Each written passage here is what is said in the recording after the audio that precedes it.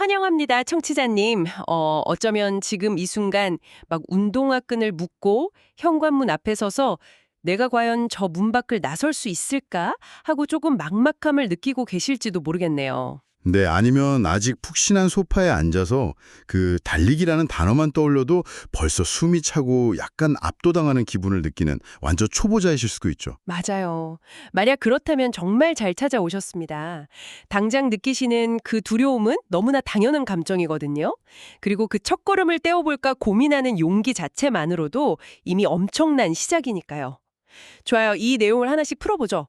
오늘 우리가 파헤쳐볼 이 깊은 탐구의 주제는 절대 무슨 달리기 족도를 높이거나 마라톤 완주 기록을 10분 단축하는 그런 딱딱한 기술에 대한 이야기가 아닙니다. 그렇죠. 오늘은 기록이나 기술 이야기가 아니죠. 네, 오늘 우리의 미션은 단 하나입니다.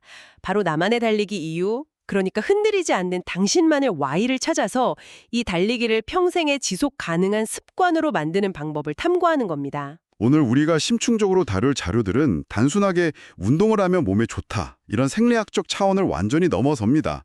인간의 마음이 대체 어떤 원리로 움직이는지를 아주 깊이 있게 조명하거든요. 심미적인 접근이군요. 네, 우선 스포츠 심리학에서 아주 유명한 에드워드 대시와 리처드 라이언의 자기 결정성 이론을 바탕으로 우리의 동기를 해부해 볼 겁니다. 자기결정성 이론이요? 맞습니다. 그리고 단순히 통계가 아니라 초보 러너 20명의 일기장과 인터뷰를 무려 1년 가까이 끈질기게 추적한 영국의 질적 연구 자료를 같이 들여다보려고 합니다. 20명의 1년치 일기장이면 정말 생생한 이야기들이 많겠네요. 네, 거기에 극심한 불안장애를 달리기로 이겨낸 벨라메키의 에세이, 조그 온, 그리고 마지막으로 기록에 집착하는 대신 자연 속에서 위안을 찾는 러너들을 위한 트레일 테라피 가이드라인까지 꼼꼼히 살펴볼 예정입니다. 이것을 더 큰 관점과 연결해보면 우리는 오늘 단순히 왜 달려야 하는가를 묻는 걸 넘어서 인간이 어떤 행동을 포기하지 않고 끝끝내 사랑하게 만드는 근본적인 심리적 동력이 무엇인지 마주하게 될 겁니다. 청취자님, 우리가 달리기를 처음 시작하겠다고 마음먹을 때 흔히 세우는 목표들을 한번 솔직하게 떠올려 볼까요? 다음 달 친구 결혼식 전까지 5kg을 무조건 뺀다. 아니면 다가오는 여름 휴가 때 입을 수영복 핏을 완성하겠다, 이런 것들이죠. 맞아요. 아니면 SNS에 5km 완주 기록이랑 땀 흘린 인증샷을 올려서 사람들의 찬사를 받아야지 같은 것들 말이죠. 이런 목표들이 처음 운동화 먼지를 털어내게 만드는 강력한 불꽃이 된다는 건 부인할 수 없거든요. 사실 제일 확실한 자극제긴 하니까요. 그렇죠. 하지만 오늘 분석할 자료들은 이 지점에서 아주 흥미로운 경고를 던집니다. 방금 말한 목표들은 전부 그 외재적 동기에 해당한다는 거예요. 오직 외부의 보상이나 타인의 시선 그리고 평가에 내 행동의 이유를 전적으로 의지한다는 뜻입니다. 바로 그 지점에서 아까 말씀드린 대시와 라이언의 자기결정성 이론이 아주 강력한 통찰을 줍니다. 이 이론은 인간의 내면에는 식욕이나 수면욕처럼 타고난 세 가지 심리적 욕구가 있다고 설명하죠. 세 가지 심리적 욕구요. 네, 자율성, 유능성, 그리고 관계성입니다. 이것을 초보 러너의 입장에서 아주 쉽게 풀어볼까요? 먼저 자율성은 내가 뛸지 말지, 오늘 10분을 뛸지 20분을 뛸지 남의 강요가 아니라 완벽하게 내 마음대로 정하는 자유를 의미합니다. 아, 누가 시켜서 하는 게 아니라 내가 선택했다는 감각이군요. 정확합니다. 그리고 두 번째인 유능성은 꼭 1km를 5분에 주파야만 얻어지는 게 아닙니다.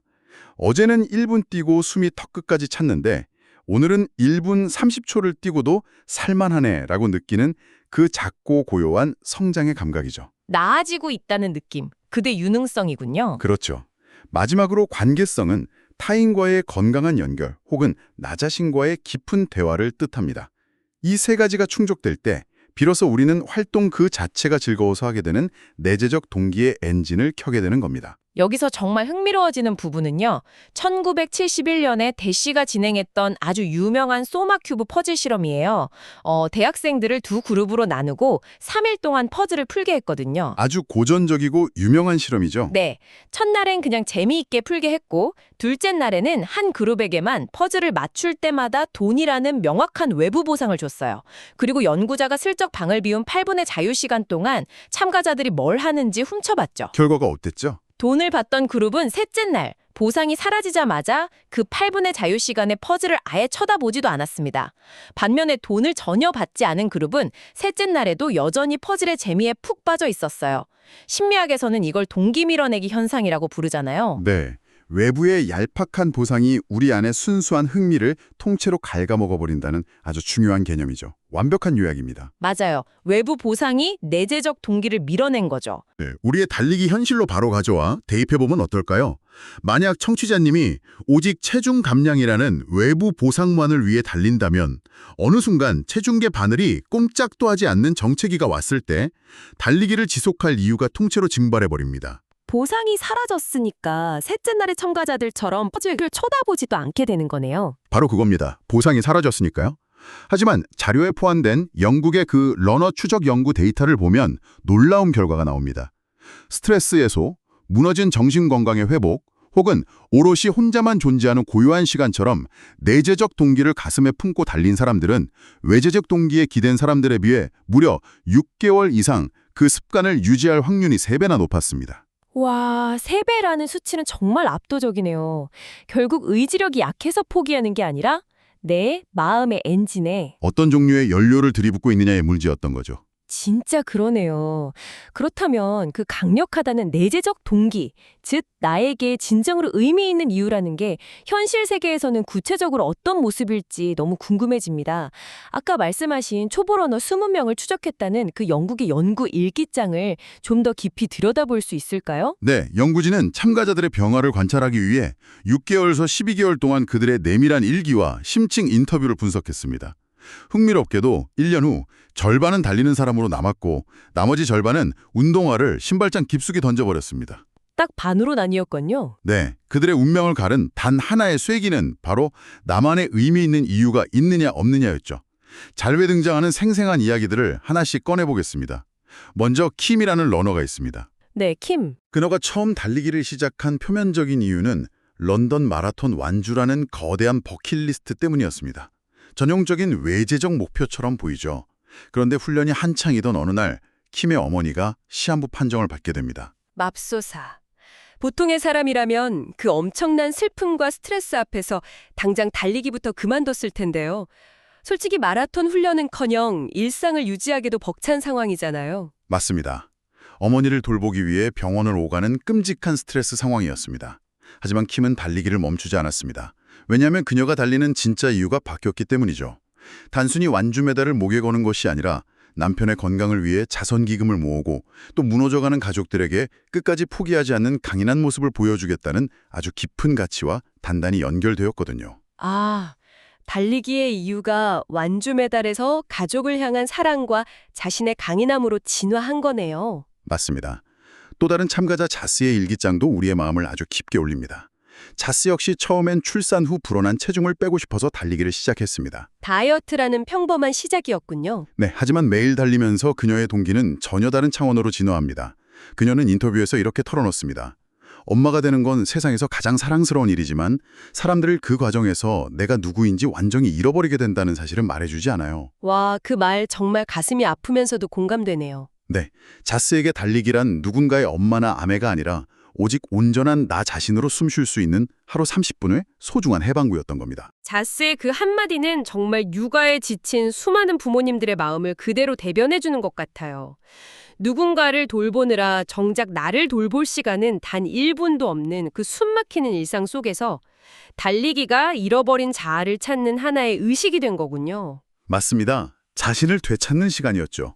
그리고 저는 자료를 읽으면서 키에라라는 분의 묘사도 도저히 잊히지가 않아요.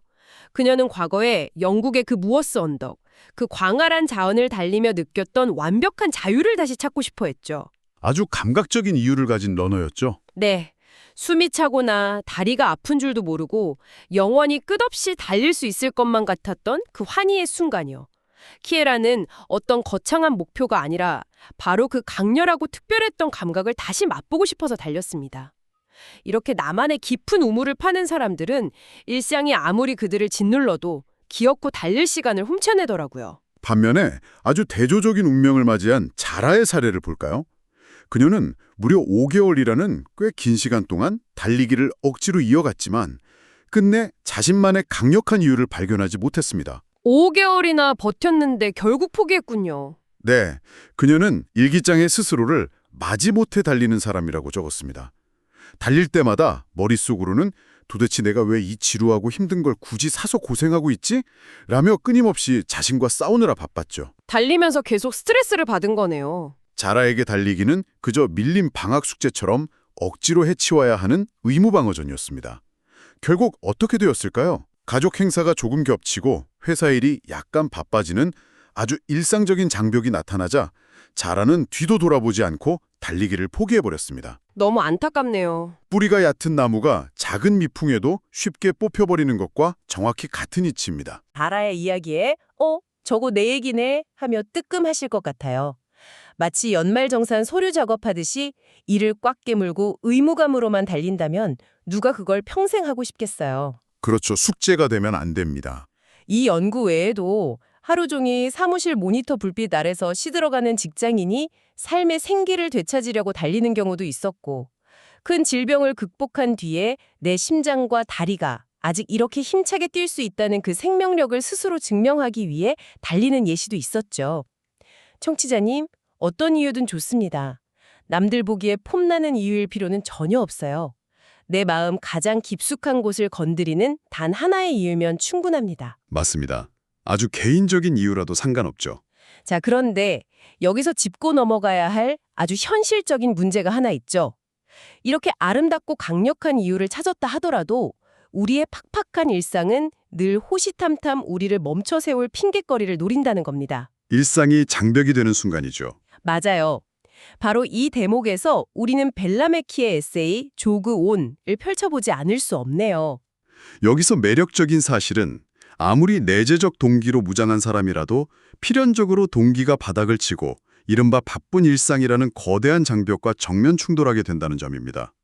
벨라메키의 이야기는 인간이 이 장벽 앞에서 달리기라는 도구를 어떻게 심리적 피난처로 쓸 수 있는지 보여주는 가장 극적이고 완벽한 사례입니다. 그녀의 시작은 정말 절박했죠. 네, 그녀가 처음 운동화 끈을 묶었을 때 그녀의 상태는 다이어트나 기록 같은 걸 신경 쓸 계제가 아니었습니다. 끔찍한 이윤의 아픔으로 산산조각이 났고 집 밖으로 한 발짝 나서는 것조차 공포스러워할 만큼 아주 심각한 불안장애에 시달리고 있었죠. 그녀에게 달리기란 생존을 위한 발버둥에 가까웠습니다. 맥키는 책에서 자신의 달리기 여정을 고백하면서 달리기가 어떻게 자신의 완벽주의를 산산히 부수고 두려움에 맞서는 치료제가 되었는지 설명하거든요. 근데 생각해보면 정말 신기해요. 불안 발작이 올 때 신체적 증상이 어떻죠? 심장이 미친 듯이 뛰고 가슴이 조여오고 호흡이 가빠지죠. 맞아요. 그런데 달리기를 할 때 신체적 반응도 이와 완전히 똑같습니다. 심장이 터질 것 같고 숨이 턱끝까지 차오르죠. 맥키는 이 비슷한 신체적 고통을 스스로 통제하며 달리면서 내 심장이 이렇게 미친 듯이 뛰는 건 내가 지금 무언가에 쫓겨서 불안해서가 아니라 내가 스스로 뛰기를 선택했기 때문이야 라는 걸 몸으로 깨닫게 된 겁니다. 불안의 증상을 통제력의 증거로 바꾼 거네요. 네, 땀을 흠뻑 흘리고 나면 엔도르핀과 세로토닌이 팍 분비되면서 그 지독했던 머릿속 찌꺼기들이 말끔히 씻겨내려가는 이른바 움직이는 명상을 경험한 거죠. 바로 그 통제감이 핵심입니다. 게다가 맥키가 그 지독한 불안 속에서도 달리기를 지속할 수 있었던 아주 결정적 이유는 그녀가 달리기를 실패라는 개념 자체가 아예 존재하지 않는 유일한 공간으로 제정했기 때문입니다. 실패가 없는 공간이요? 네, 초보 러너들이 습관을 만들려다 흔히 빠지는 함정이 바로 이 완벽주의거든요. 오늘은 무슨 일이 있어도 쉬지 않고 5km를 뛰어내야 해. 페이스는 1km당 6분을 무조건 유지해야 해. 이렇게 스스로에게 잣대를 들이대는 순간 달리기는 우리를 숨막히게 하는 또 다른 스트레스 요인, 즉 아까 말한 외재적 억압으로 변질됩니다. 달리기가 또 하나의 족쇄가 되는 거네요. 맞습니다. 하지만 맥키는 그렇게 하지 않았습니다. 이는 우리가 분석한 트레일 테라피의 가이드라인이 말하는 바와 정확히 일치합니다. 저도 트레일 테라피 자료를 읽으면서 그 부분에서 딱 무릎을 쳤어요. 자연 속 흙길을 달릴 때 스마트워치의 기록이나 페이스 따위는 제발 다 잊어버리고 아주 가벼운 의도만을 설정하라고 조언하잖아요. 맞아요. 무거운 목표 대신 가벼운 의도요. 네, 예를 들어 달리기 전에 스스로에게 이렇게 속삭이는 겁니다. 오늘 내 달리기의 유일한 목적은 저 숲의 나무 냄새를 맡고 복잡한 내 뇌에 신선한 공기를 좀 넣어주는 것뿐이야. 라고요. 걷고 싶으면 걷고 뛰고 싶으면 뛰면서 내 몸의 리듬에 완전히 몸을 맡기는 거죠. 이게 바로 강박에서 벗어나 진짜 자유를 얻는 방식이 아닐까요? 정확합니다. 그리고 그 트레일 테라피 가이드라인에서 한 걸음 더 나아가 초보자들이 달리다 보면 필연적으로 겪게 되는 무릎 통증, 즉 러너슨이나 예상치 못한 일정 탓에 계획된 훈련을 빼먹게 되는 상황을 어떻게 대해야 하는지도 아주 중요하게 다룹니다. 훈련 빼먹는 날 진짜 많죠. 많은 분들이 하루 스케줄이 어그러지거나 발목이 시큰거리면 거봐, 난 역시 의지박약이야. 러닝은 무슨 러닝이야. 라며 모든 걸 단번에 포기해버리고 나죠. 맞아요. 전형적인 뭐 아니면 도식의 사고방식이죠. 완벽하게 해내지 못할 바엔 아예 안 하겠다는 마음이요. 하지만 심리학적 관점, 특히 회복 탄력성의 측면에서 볼 때 그런 신체적 통증이나 스케줄의 차질은 결코 당신의 실패를 의미하지 않습니다. 그것은 내 몸과 대화하는 법을 배워가는 아주 자연스러운 성장의 과정일 뿐입니다. 성장의 과정이요. 네, 근육이 뻐근하다면 그것은 몸이 오늘은 조금 쉬어가면서 내 목소리를 들어줘 라고 보내는 신호지 당신을 향한 비난이나 채점이 아닙니다. 오늘 하루 못 달렸다고 해서 혹은 5km 내내 걷다 뛰다를 반복했다고 해서 자책할 이유가 1%도 없는 겁니다. 트레일이, 자연이, 그리고 달리기 그 자체가 당신을 평가하거나 점수 매기지 않으니까요. 그래서 이 모든 게 대체 우리 청취자님께 무슨 의미일까요? 우리가 지금까지 그 수많은 심리학 이론과 실제 러너들의 눈물겨운 일기장, 그리고 트레일 테라피의 지혜까지 속속들이 살펴본 이유는 단 한 가지를 위해서입니다. 바로 청취자님만의 흔들리지 않는 달리기 선언문을 만들어 보기 위해서죠. 나만의 선언문이요. 자, 지금 당장 속으로 울조려 보시거나 주위에 아무도 없다면 소리내어 문장을 하나 완성해 보세요. 아주 단순한 문장입니다. 나는 무엇을 하기 위해 달린다.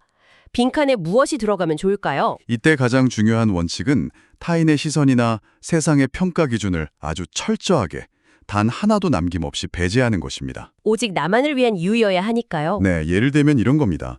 나는 퇴근 후 아이들에게 화내지 않는 조금 더 다정한 부모가 되기 위해 30분의 여유를 얻으러 달린다. 혹은 나는 하루 종일 모니터만 보며 딱딱하게 굳어버린 내 몸이 아직 펄떡이며 살아있음을 느끼기 위해 달린다. 아니면 나는 단지 하루 종일 나를 괴롭히는 카카오톡 알림음에서 벗어나 완벽한 침묵이 필요해서 달린다. 와, 하나하나가 정말 멋진 이유네요. 이 모든 이유들은 그 자체로 눈부시게 훌륭합니다. 제가 이 모든 연구 데이터를 샅샅이 분석하며 확신을 가지고 말씀드릴 수 있는 건 당신이 달리는 그 어떤 개인적인 이유도 결코 평가받거나 판단의 대상이 되지 않는다는 것입니다. 초보자분들이 흔히 갖는 겨우 이런 하찮은 이유로 달려도 되는 걸까? 라는 그 짐스러운 부담감, 지금 이 순간 이 방송을 들으며 완전히 바닥에 내려놓으셔도 좋습니다. 우리 청취자님들 마음이 한결 가벼워지는 소리가 여기까지 들리는 것 같네요. 자, 청취자님, 당신의 마음을 뛰게 하는 진짜 이유를 찾으셨나요? 그렇다면 이 벅찬 감정이 휘발되기 전에 구체적인 액션 스텝을 하나 제안하겠습니다. 당장 실천할 수 있는 과제군요. 네, 지금 당장 머릿속에 떠오른 그 나는 무엇을 하기 위해 달린다라는 선언문을 종이에 꾹꾹 눌러 적어보세요. 펜이 없다면 스마트폰 메모장도 좋습니다. 그리고 그것을 매일 아침 양치할 때마다 멍하니 바라보는 화장실 거울 앞이나 하루에 수십 번씩 쳐다보는 스마트폰 배경화면처럼 가장 눈에 잘 띄는 곳에 박제해두세요. 시각적으로 계속 상기시키는 게 중요하니까요. 맞습니다. 비가 오거나 핑계가 꼬리를 물고 이어져서 도저히 신발끈을 묶기 싫은 날. 바로 그 한 문장이 당신의 등을 부드럽지만 단호하게 문 밖으로 밀어내줄 겁니다. 그리고 딱 한 사람. 당신이 달리다 넘어지더라도 묵묵히 응원해줄 가족이나 친구, 딱 한 사람에게만 당신의 그 진짜 이유를 슬쩍 공유해보세요. 내면에서 삭든 내재적 동기는 누군가의 따뜻한 지지와 건강하게 연결될 때 그 뿌리가 훨씬 더 깊고 단단해지니까요. 오늘 우리가 탐구한 방대한 심리적 여정의 핵심을 하나로 꿰뚫어 보겠습니다. 당신의 1년, 10년, 아니 평생토록 오래 달리게 만드는 힘은 스마트워치에 찍힌 화려한 페이스 기록이나 체중계의 숫자가 아닙니다. 그것은 오직 당신 내면에 가장 깊고 취약한 욕구와 맞닿아 있는 내재적 동기에서 나옵니다. 결국 내 안에서 답을 찾아야 하는 거군요. 네, 매번 숨쉬지 않고 완벽하게 달려야 한다는 그 지독한 강박을 제발 버리십시오. 타인의 박수를 받기 위한 퍼포먼스가 아니라 온전히 당신 자신의 안녕과 위로 그리고 돌봄을 위한 행위로 달리기를 마주하십시오.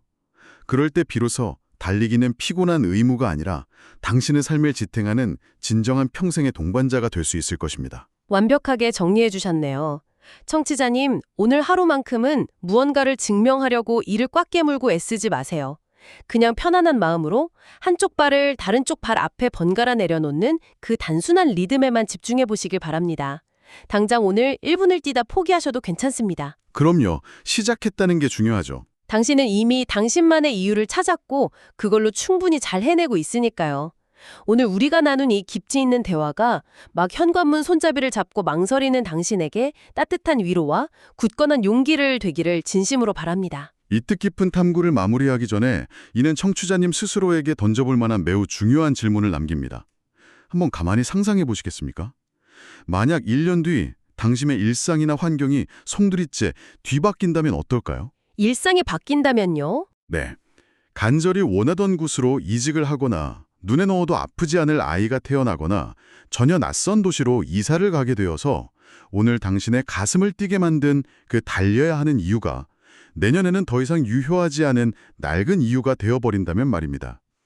삶의 거센 파도가 당신의 일상을 덮칠 때 습관처럼 달리기를 포기해버리는 대신 그 변화한 환경 속에 새로운 당신을 위해 오늘 만든 그 이유를 어떻게 다시 진화시키고 유연하게 재창조할 수 있을까요? 와, 당장의 동기부여를 넘어서 평생의 태도를 묻는 정말 묵직하고 깊은 여운을 남기는 질문이네요. 청취자님, 오늘 하루 길을 걷거나 따뜻한 차를 한 잔 마시면서 이 도발적인 질문을 마음속에 품고 곰곰이 탐구해 보시길 권해드립니다. 당신의 달리는 이유는 박물관에 박제된 화석이 아니라 당신의 삶의 궤적을 따라 함께 숨쉬고 자라나는 생명체와 같을 테니까요. 계속해서 변화하고 성장하는 게 당연한 겁니다. 오늘 저희와 함께 당신만의 빛나는 이유를 찾아 떠나는 이 심층 분석의 여정에 끝까지 동행해 주셔서 감사합니다. 자, 이제 고민은 접어두고 당신만의 고유한 이유를 가슴에 품은 채 그 첫걸음을 가볍게 내디뎌 보세요. 저희는 언제나 당신의 모든 달리기를 그리고 모든 걸음걸음을 열렬히 응원하겠습니다.